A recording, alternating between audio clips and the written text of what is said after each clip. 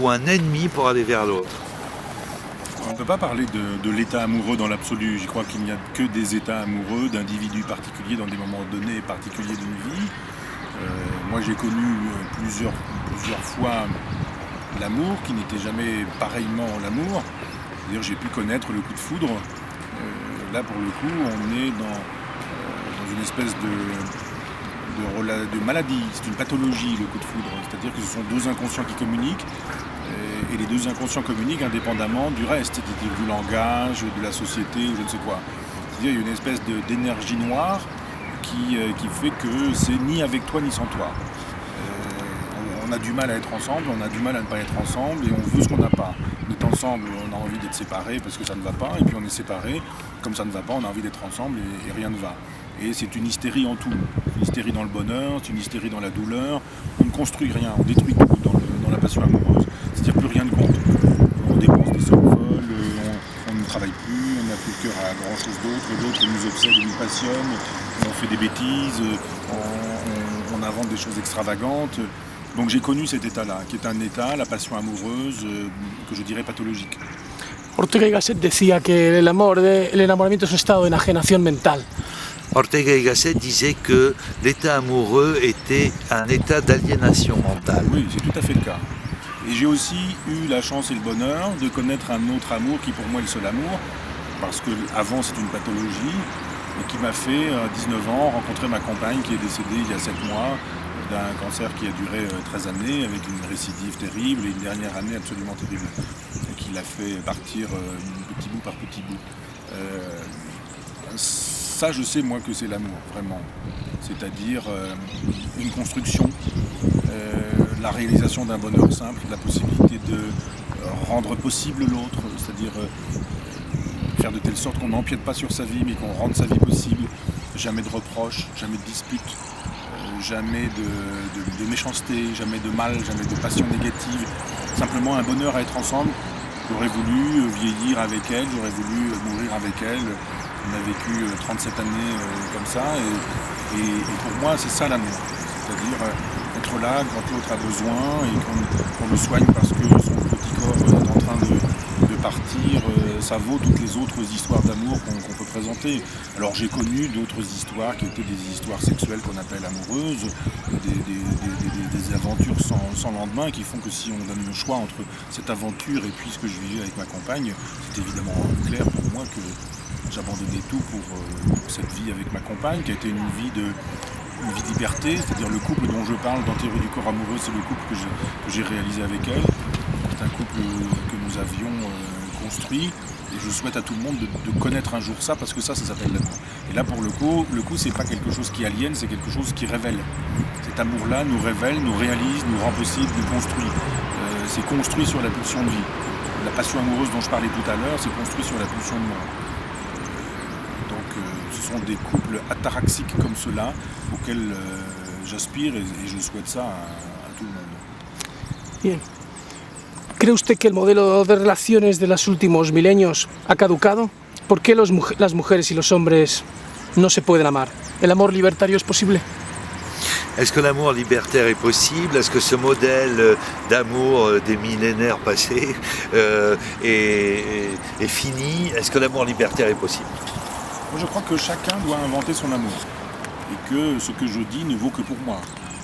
Ça peut peut-être valoir pour quelqu'un d'autre, mais pas forcément. C'est-à-dire que c'est comme les vêtements, il faut se faire du sur-mesure. On ne peut pas porter un vêtement que tout le monde peut porter parce qu'on a une jambe plus haute que l'autre, on a je sais pas quoi, une épaule qui tombe, tout le monde est fabriqué comme ça.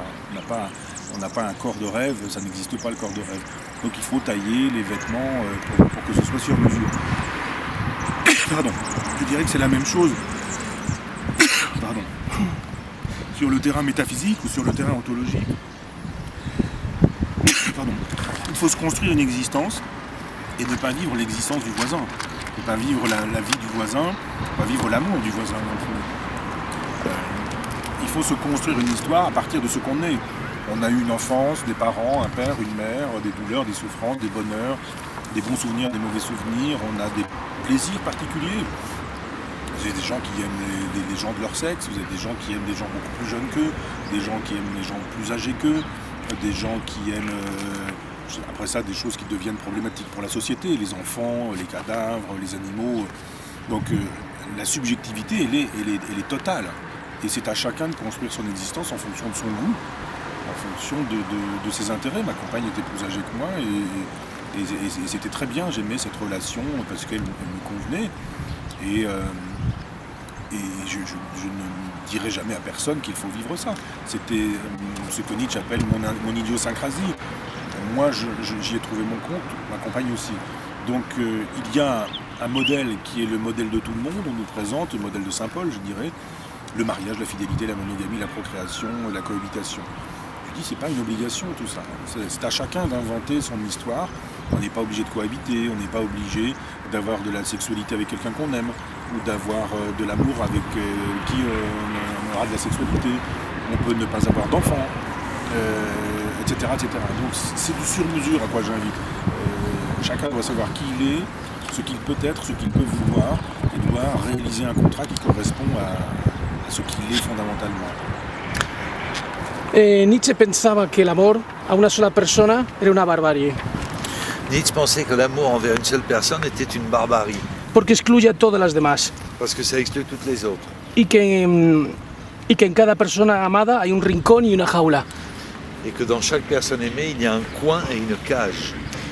¿Cree usted que, como el budismo predica, deberíamos practicar un amor desapegado Est-ce que, comme dans le bouddhisme, on devrait pratiquer un amour détaché y practicar una capacidad amatoria que salga de la monogamia e incluya más gente? et pratiquer un art d'aimer qui sorte de la monogamie, par exemple? Alors d'abord, Nietzsche n'est pas le mieux placé pour nous parler de l'amour, parce que lui, il a été incapable de réaliser quoi que ce soit sur ce terrain-là. Incapable de parler aux femmes, incapable de séduire les femmes, incapable de plaire aux femmes, incapable de faire une déclaration d'amour à la femme qu'il aime et demandant à son ami de faire sa déclaration d'amour à Paul Rée, alors que Paul Rée est lui-même amoureux de Lou Salomé. Enfin, tout ça est un petit peu compliqué, et je pense que Nietzsche n'est pas un bon maître en matière de réalisation d'un couple qu'il n'a jamais su produire lui-même. Maintenant, ce que je propose, moi, c'est ce que j'ai appelé le couple ataraxique chez Lucrèce. C'est-à-dire un couple dans lequel il y a une absence de trouble. Pas de souffrance, pas de douleur, on n'inflige pas de douleur, on respecte l'autre, l'autre nous respecte. On se construit, on est dans le principe, on est dans la délicatesse, on est dans la tendresse, on est dans la proximité, on est dans la prévenance. On sait qu'autrui est là et que il y a des choses qu'on ne fait pas, il y a des choses qu'on ne dit pas, il y a des choses qu'on ne met pas en route parce qu'on construit quelque chose à deux. Et c'est une série de renoncements, le couple ataraxique. C'est-à-dire l'un renonce à quelque chose par amour pour l'autre. Et après, c'est l'autre qui renonce à quelque chose par amour pour l'autre aussi.